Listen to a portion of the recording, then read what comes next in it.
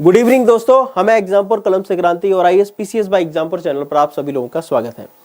RO महोत्सव की series में करंट अफेयर सेक्शन में अब तक आपके जो क्वेश्चन चल रहे थे उन्हीं क्वेश्चन सीरीज में आगे बढ़ते हुए आज हम कुछ नए क्वेश्चंस को लेकर बात करेंगे। पहला क्वेश्चन आपका दिया गया है, जूम कर देते हैं भाई इसको, तुम लोग को जूम बड़ा हो रहता है और जल्दी जल्दी सेशन के साथ में आप सभी लोग जुड़ जाएंगे। ठीक है, जल्दी जल्दी सेशन को शेयर करते जाइए, जल्दी जल्दी। चलिए, क्वेश्चन दिया गया है कि 2011 में सूक्ष्म एवं वित्तीय संस्थाएं निम्नलिखित में से किसकी सिफारिश पर स्थापित किए गए थे। मतलब समितियों से रिलेटेड आपका क्वेश्चन है और समितियों से रिलेटेड आपके कई सारे क्वेश्चंस पूछे जाते हैं, जैसे कि पेट्रोलियम पदार्थों के मूल्यों के संदर्भ में किस समिति का गठन किया गया। देन आपको ध्यान होगा क्रिएट पारेख का हम नाम लिख देंगे। ठीक है, उर्वरकों के संदर्भ में हनुमंत राव समिति का आप नाम लिख देंगे। तो इस तरह से समितियों के नाम एक फैक्चुअल फॉर्मेशन में आपको याद रहने चाहिए, वो आपसे पूछे भी जाते हैं। ठीक है, चलिए तो कुछ समितियों को लेकर आप जो है नाम नोट करना शुरू करिए।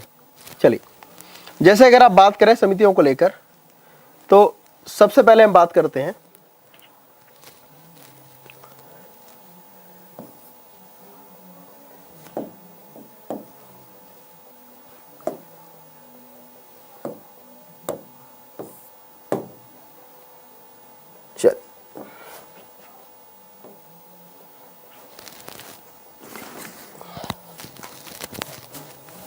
चलिए पहला है आपका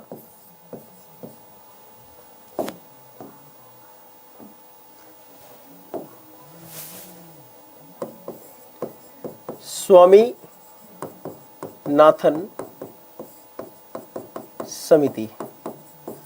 ये दरअसल में समुद्री संसाधनों के दीर्घकालीन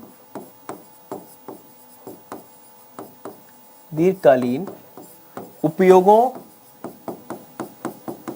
के संदर्भ में इस समिति का गठन किया गया था। किसका? स्वामीनाथन समिति का। ठीक है, रंगनाजन मत कर देना तो गलत कर रहा हूं। चलिए अगला आपका अभिजीत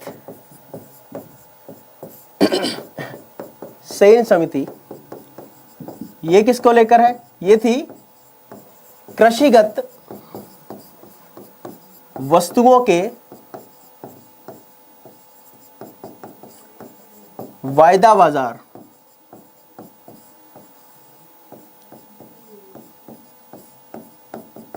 ठीक है, तीसरा है आपका क्रिएट पारेख समिति। ये किसको लेकर थी? तो ये पेट्रोलियम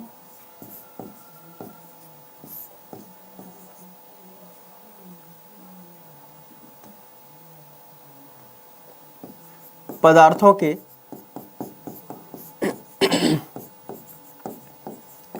मूल्य के संदर्भ में, क्या भाई कम करने हैं, बढ़ाने हैं, क्या रखना है। ठीक है, क्योंकि क्रूड ऑयल प्राइसेस बहुत ज्यादा इंपैक्ट करते हैं किसी भी इकोनॉमी को लेकर, खास करके ऐसी इकोनॉमी जो कि बेसिकली मतलब खासकर ऐसे देश, इकोनॉमी क्या ऐसे देश जहां पर के फॉसिल फ्यूल की उपलब्धता कम है। ठीक है, या उन लोगों को आयात करना पड़ता है बाहर से। ठीक है,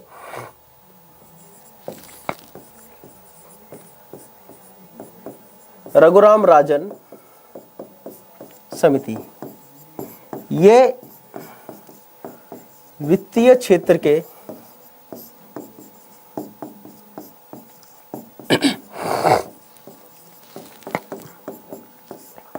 सुधारों से संबंधित है। रघुराम राजन समिति। ठीक, इसी क्रम में आगे बढ़ते हुए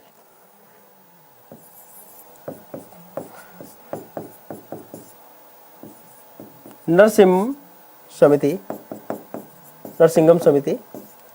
ये किसको लेकर थी? तो ये थी आपके बैंकिंग क्षेत्र के सुधारों से।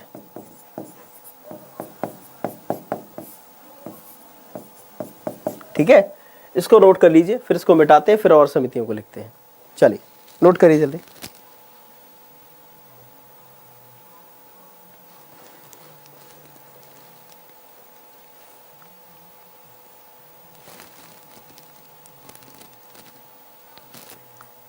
चलिए,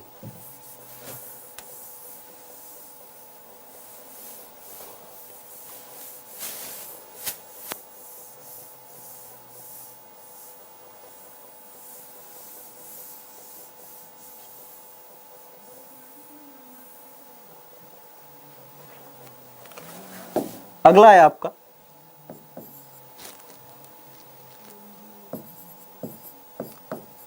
बी के चतुर्वेदी समिति। ये दरअसल में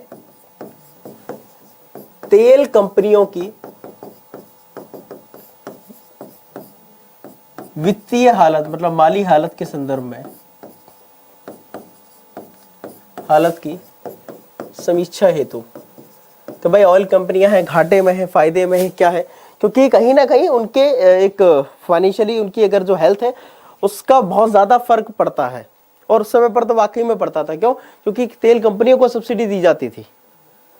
ठीक है, आज वो चीजें चेंज हो गई, आपने ऑयल बॉन्ड वगैरह ये चीजें पढ़ी हैं, तो इसके संदर्भ में और ज्यादा ये चीज महत्वपूर्ण हो जाती है। दूसरा, राजा चलैया समिति, ये किसको लेकर है? ये कर सुधार। इसी क्रम में आबिद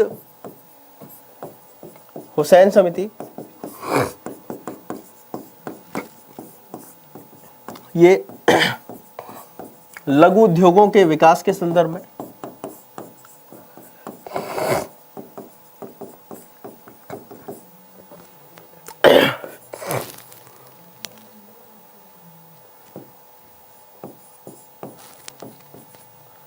बिमल जालान समिति, ये पूंजी बाजार के संदर्भ में, पूंजी बाजार के बुनियादी ढांचा संस्थान। ठीक है, तो इसके संदर्भ में थी बिमल जालान समिति। इसी क्रम में सी बाबू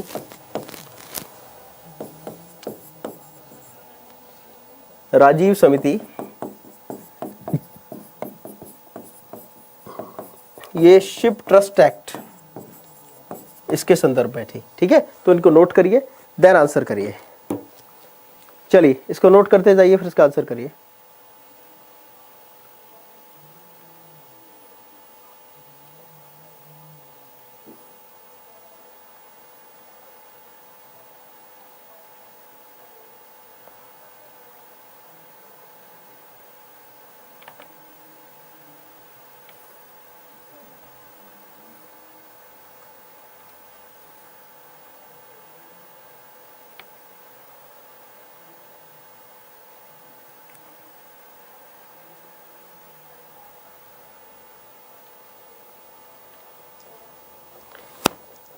चलिए, क्वेश्चन क्या था हमारा? क्वेश्चन था आपका कि सूक्ष्म वित्तीय संस्थाएं निम्नलिखित में किसकी सिफारिश पर स्थापित किए गए? तो ये आपके मालेगांव समिति की सिफारिश की उस पर स्थापित आपके किए गए थे। किनकी सिफारिशों के आधार पर थे? मालेगांव समितियों की सिफारिश के आधार पर। ठीक है, चलिए नेक्स्ट क्वेश्चन है आपका, इनको तो नोट कर ही लिया था। हाँ,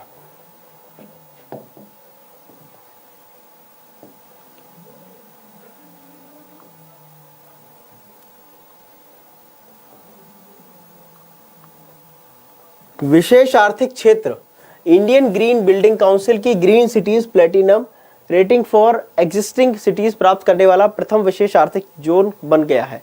कांडला, कोचीन, सूरत, विशाखापट्टनम। इसका आंसर करिए।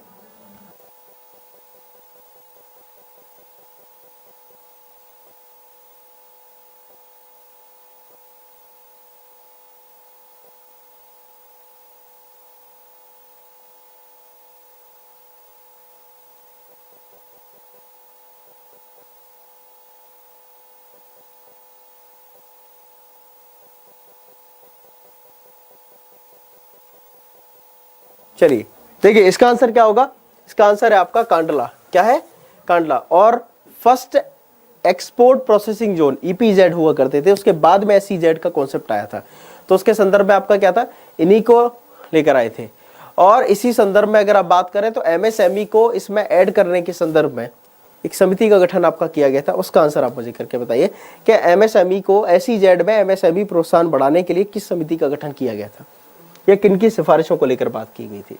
ठीक है, तो इसका आंसर क्या हो जाएगा पिछले वाले का,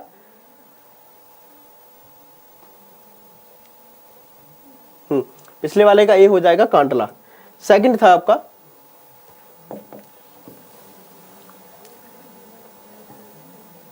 मानव संसाधन विकास मंत्रालय द्वारा राष्ट्रीय शिक्षुता प्रोत्साहन योजना national apprenticeship promotional scheme NAPS के माध्यम से आगामी सत्र के सामान्य स्नातकों को उद्योग शिक्षुता अवसर प्रदान करने के लिए कौन सी योजना शुरू की गई। इसका आंसर करिए। श्रेयस, असीम, प्रतिभा, उपरोक्त में से कोई नहीं। चलिए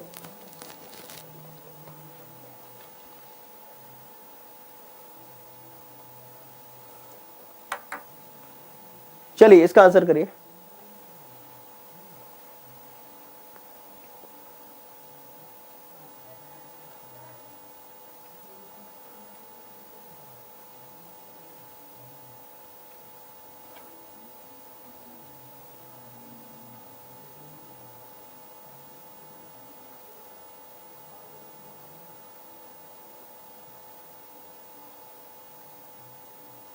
देखिए इसके अंतर्गत किसको शुरू किया गया था, श्रेयस को। किसको, श्रेयस को। जबकि असीम पोर्टल को लेकर अगर बात करें तो ये आपका लेबर रजिस्ट्रेशन को लेकर बात करता है। ठीक है, चलिए नेक्स्ट क्वेश्चन है आपका मानव विकास सूचकांक को लेकर। मानव विकास सूचकांक के संदर्भ में निम्नलिखित कथनों पर विचार करें। पहला, इस सूचकांक के भारत का 131वें स्थान पर है। दूसरा, मानव विकास सूचकांक के आकलन हेतु वर्तमान प्रावधि में 3 संकेतकों को शामिल किया गया है। इसका आंसर करिए।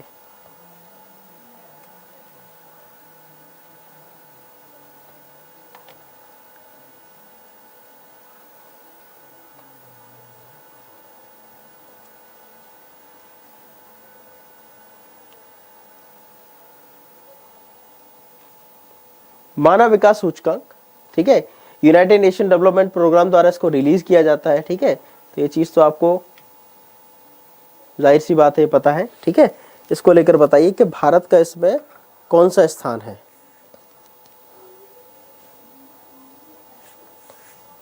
देखो इस सूचकांक के अलावा भी कुछ रिपोर्ट्स हैं जो इसकी भाग हैं। जैसे कि अगर आप बात करें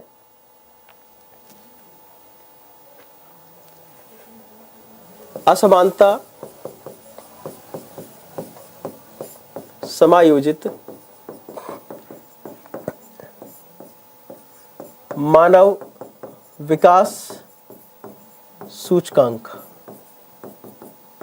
हो सकता है आप ऐसे कई लोगों ने इसको ना पढ़ा हो, IHDI के नाम से। ठीक है, इनइक्वालिटी को लेकर बात करता है। ठीक है, inequality adjusted human development index. उसके बाद में लैंगिक विकास सूचकांक GDI, जेंडर डेवलपमेंट इंडेक्स। इसी प्रकार से तीसरा आपका लैंगिक असमानता सूचकांक, gender inequality index GII, and the fourth one goes to बहुआयामी गरीबी सूचकांक। यह है आपका multi dimensional poverty index MPI। ठीक है, तो ये आपके अन्य जो सूचकांक है इसी रिपोर्ट SDI का ही भाग होते हैं ये। ठीक है, अब आते हैं इसको लेकर कि ये आपके 3 आयामों पर स्थित है। यहां पर बात की गई है ना कि 3 संकेतकों को शामिल किया गया, तो कहीं पर आयाम लिखा होगा, देन आप उसको समझेंगे। अब आयाम में क्या, पहला ज्ञान तक पहुंच कैसी है आपकी, कितनी है, क्या है, मतलब एक तरीके से लिटरेसी को लेकर बात कर ली। ठीक है, साक्षरता वाली बात होगी आपकी। अब उसके बाद में कितना पैसा मिलता है, क्या है आपकी इनकम अच्छी है कि नहीं है, जीने का मतलब किन देशों के अंदर जो है लोगों को अच्छा पैसा मिल रहा है, आजीविका आर्थिक स्तर पर ठीक है, और सामाजिक स्तर पर भी वेलफेयर स्टेट के तौर पर उनको जो है कई सारी स्वास्थ्य सेवाओं का, जन कल्याण सेवाओं का लाभ दिया जा रहा है। तो जीने का सभ्य मानक ये हो गया। तीसरा जो इनका रखा गया, ज्ञान जीवन जीने को लेकर बात, और तीसरा जो अंतिम रखा गया कि इन सब के साथ में व्यक्ति की क्या होती है, उम्र में बढ़ोतरी होती है। तो उसका मतलब क्या है, जीवन प्रत्याशा। ठीक है, तो ये 3 आपके आयाम थे जिस पर ये शामिल आपका किया गया। अब भारत की रैंकिंग क्या है इसमें, सूचकांक में अगर बात करें तो जो भारत की रैंकिंग है वो 131 आपकी आती है। ठीक है, कितनी रैंकिंग आती है भारत की, आपकी 130 आपकी भारत की रैंकिंग इसमें आती है। 131वीं आपकी जो 131 जो रैंकिंग है भारत की इसमें है। इससे पहले भारत की 129 हुआ करती थी, अभी आपकी 131 आपकी रैंकिंग है। ठीक है,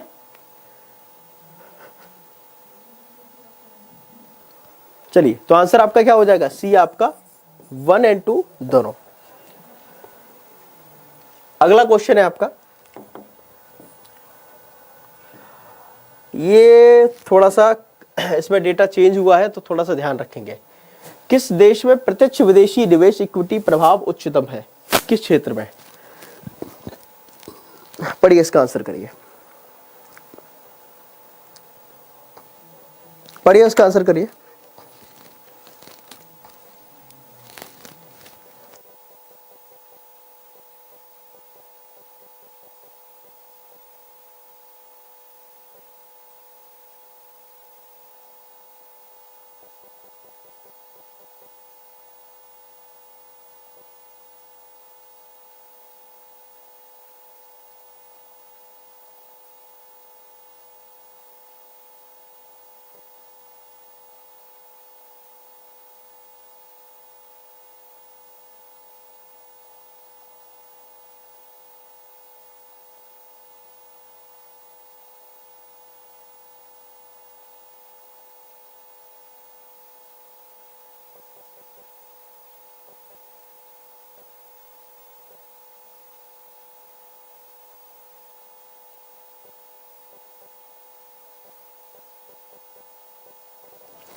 चलिए देखिए, इक्विटी निवेश प्रभाव, निवेश एफडीआई को लेकर बात करें तो बेसिकली हमेशा क्या दिखता था आपको, हमेशा आपको दिखता था आपका कि सॉफ्टवेयर और हार्डवेयर क्षेत्र होगा, लेकिन ऐसा नहीं है। हाल ही का जो डेटा है वो ऑटोमोबाइल क्षेत्र को दिखा रहा है।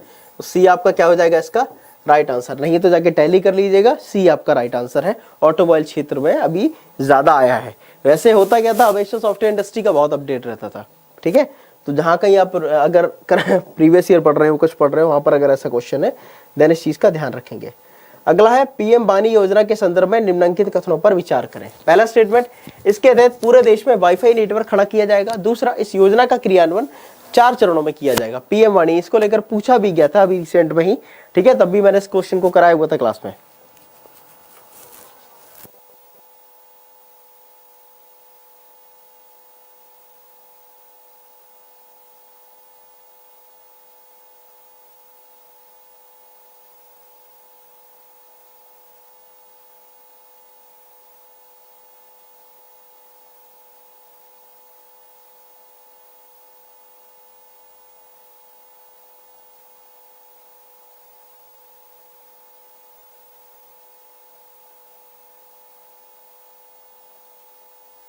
पीएम वाणी स्कीम, इसका आंसर करिए।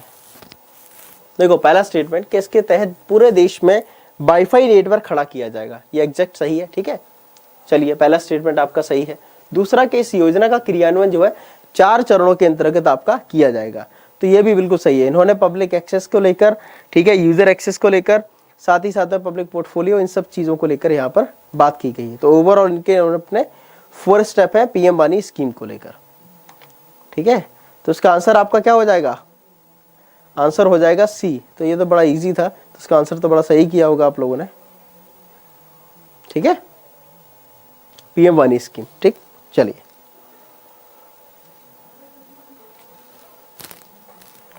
नेक्स्ट क्वेश्चन है आपका, अंकटाड के संदर्भ में निम्नांकित कथनों पर विचार करें।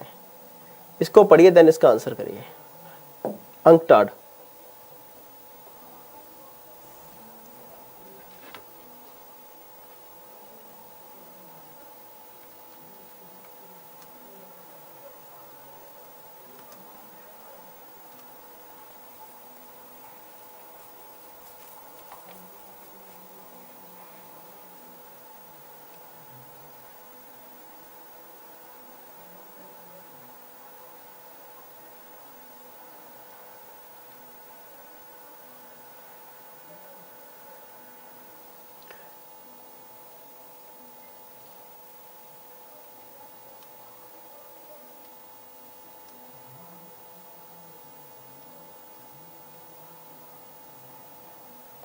देखिए अंकटाड को लेकर अगर आप बात करें तो 1964 में आपका किया गया था, ठीक है, जेनेवा में आपको एस्टेब्लिश इसको किया गया था, ठीक। और ये दरअसल में एक तरीके से आपके विश्व निवेश रिपोर्ट, ठीक है, ये विश्व निवेश रिपोर्ट है वो इसके द्वारा ही प्रकाशित की जाती है। उसके अलावा कई सारी ऐसी रिपोर्ट है जिनको इसके द्वारा ही प्रकाशित आपका किया जाता है। जैसे कि अगर आप बात करें व्यापार व विकास रिपोर्ट, ये भी यही देते हैं, ठीक है, अंकटाड वाले ही। विश्व निवेश रिपोर्ट ऑलरेडी मैंने आपको बताया, ठीक। उसके अलावा अल्प विकसित देश रिपोर्ट, ये भी यही देते हैं। उसके बाद सूचना व अर्थव्यवस्था रिपोर्ट, ये रिपोर्ट भी अंकटाड के द्वारा ही दी जाती है। प्रौद्योगिकी एवं नवाचार रिपोर्ट, ये भी अंकटाड ही देता है। और लास्ट आपका वस्तु एवं विकास रिपोर्ट,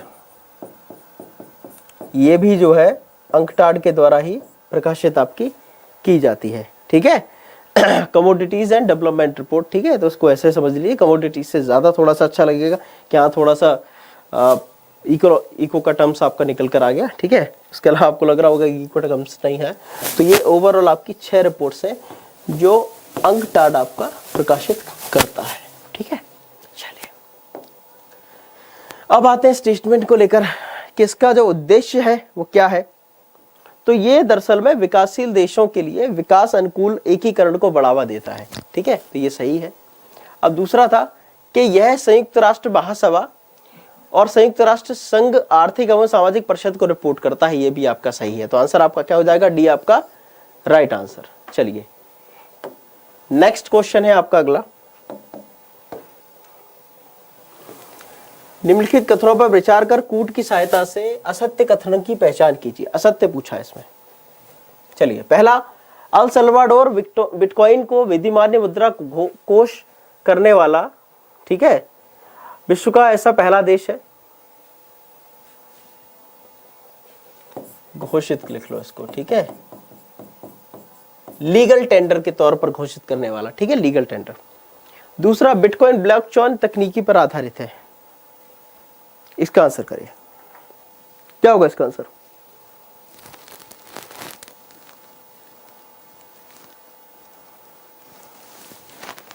चलिए जल्दी करिए इसका आंसर,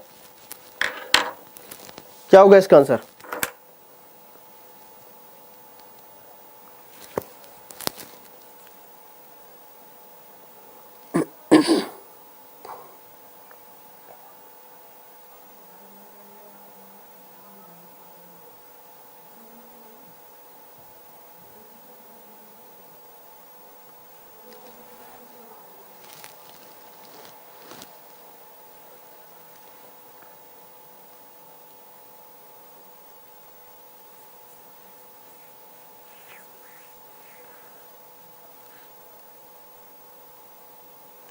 चलिए करिए इसका आंसर।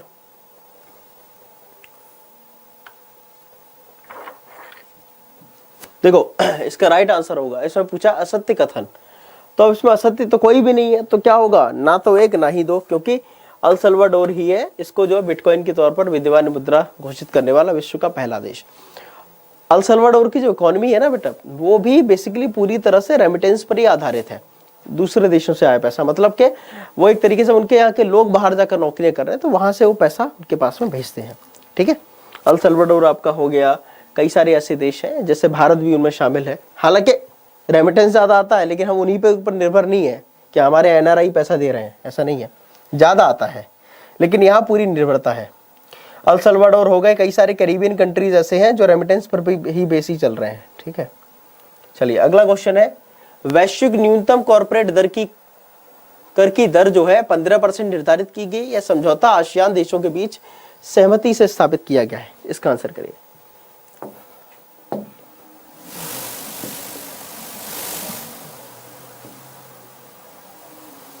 चलिए पढ़िए, इसका आंसर करिए।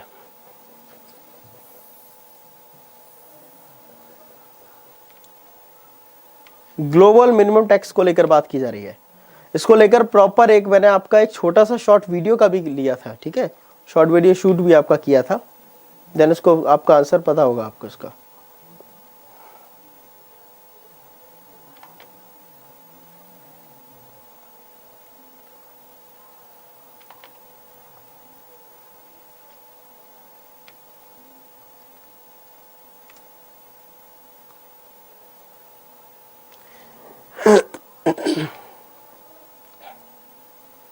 देखो, वैश्विक न्यूनतम कॉर्पोरेट दर को लेकर अगर आप बात करें तो इसको लेकर जो चर्चा आपकी आई थी वो आई थी ग्रुप 7 को लेकर के भाई G20 ग्रुप 7 जो देश है उसके बाद में फिर उन्होंने G20 देशों को लेकर बात की गई, ठीक है। तो उन्होंने कहा था कि भाई एक पूरी दुनिया में दरअसल में क्या है कि होता क्या है कि ये होते क्या थे कि इसमें कर नुकसान होता था खास करके, ठीक है, बड़े उन देशों में कि उन्होंने किया क्या कि भाई आपके यहाँ पर काम कर रहे हैं, लाभ कमा रहे हैं ज्यादा लेकिन आपको टैक्स नहीं दे रहे, तो उन्होंने कर दिया कि ओवरऑल आपको टैक्स पे करना पड़ेगा, या वहां कर दो यहाँ कर दो, आपको टैक्स तो पे करना ही करना पड़ेगा, आप टैक्स एविडेंस नहीं कर सकते, ठीक। अब ये जो सिस्टम आपका किया गया तो कितना किया गया कि 15% निर्धारित किया गया, और यह समझौता आसियान को लेकर नहीं बल्कि G7 स्टार्टिंग में, फिर उसके बाद में अब G20 देशों ने इसको लेकर बात की है। तो आंसर क्या हो जाएगा, ये आपका राइट आंसर। असत्य कथन पूछा है तो क्या हो जाएगा, सॉरी असत्य कथन पूछा है ना, तो असत्य कथन का मतलब है दूसरा स्टेटमेंट, तो केवल दूसरा जो है आपका, केवल दूसरा आपका क्या हो जाएगा, आपका असत्य कथन है, ठीक है। सो पूछा है ना रॉन्ग, ठीक है, ये थोड़ा सा ध्यान रखना, या कंफ्यूजन कई दफा हो जाता है, ठीक है, तो इस चीज का ध्यान रखिएगा। चलिए नेक्स्ट क्वेश्चन है आपका, विवाद से विश्वास योजना का उद्देश्य क्या है। विवाद से विश्वास योजना, जल्दी करिए इसका आंसर।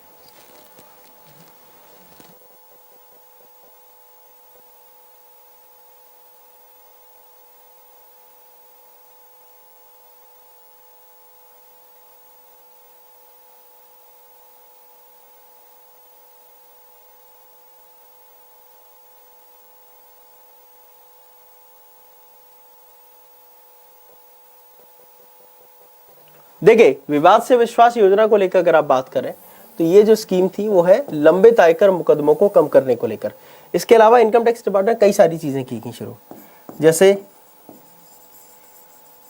फेसलेस ट्रांजैक्शन वगैरह जैसी चीजों को शुरुआत करना, ठीक है। उसमें क्या किया गया कि भाई अब IRS ऑफिसर्स को आप सीधे आप घर बैठकर अपने केसेस को निपटाइए, घर से कंप्लेंट आप दर्ज कराइए, ठीक है, जरूरत नहीं है आपको ऑफिसों के चक्कर काटने पड़े, ये सब चीजें करनी पड़े, ठीक।